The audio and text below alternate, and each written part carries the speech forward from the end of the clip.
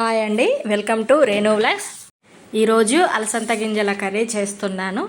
అలసంద కాయలతో కంటే ఇలా గింజలతో కూర చేసుకుంటే చాలా బాగుంటుంది. కూరకి కావలసినవి అన్నీ ముందే తరిగి పెట్టాను.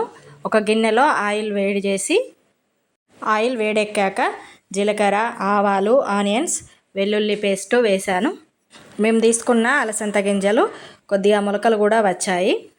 మామూలు గింజల కంటే మొలకెత్తిన గింజల్లో ప్రోటీన్స్ ఎక్కువగా ఉంటాయి.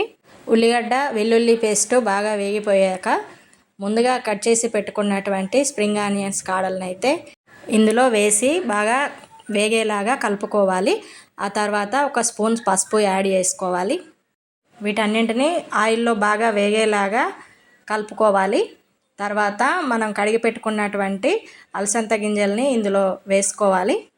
చూసారు కదా, అలసంద గింజలు మొలకలు వచ్చాయి. వాటర్లో పోసినప్పుడు ఈ మొలక వచ్చినవన్నీ డౌన్కి వెళ్ళిపోతాయి. తేలికగా ఉన్నాయి పైకి వస్తాయి. అలాంటి వాటిని వడగట్టేసి తీసేయాలి. డైరెక్ట్గా ఇలా కంటే 2 టమాటా ముక్కలను కట్ చేసి వేసినట్లయితే లైట్గా గ్రేవీ తయారవుతుంది. గింజలు ఉడికేంత వరకు స్టవ్ సిమ్లో పెట్టి మూత పెట్టేయాలి. తర్వాత రుచికి సరిపడినంత సాల్ట్ అయితే వేయాలి. 1 స్పూన్ కారం కూడా యాడ్ చేసుకోవాలి. తర్వాత ఇవన్నీ బాగా మిక్స్ అయ్యేలాగా కలిపేసి మూత పెట్టేయాలి. ఇందులో వాటర్ ఏం యాడ్ చేయకుండానే వాటరు వచ్చేస్తాయి. సాల్ట్ వేసామంటే ఆటోమేటిక్గా వాటరు వచ్చేస్తాయి. టమాటా ముక్కలు బాగా ఉడికిపోయాయి. చివరిలో కొత్తిమీర వేసేసుకోవాలి. అంతేనండి, అలసందకాయ కూర రెడీ అయిపోయింది.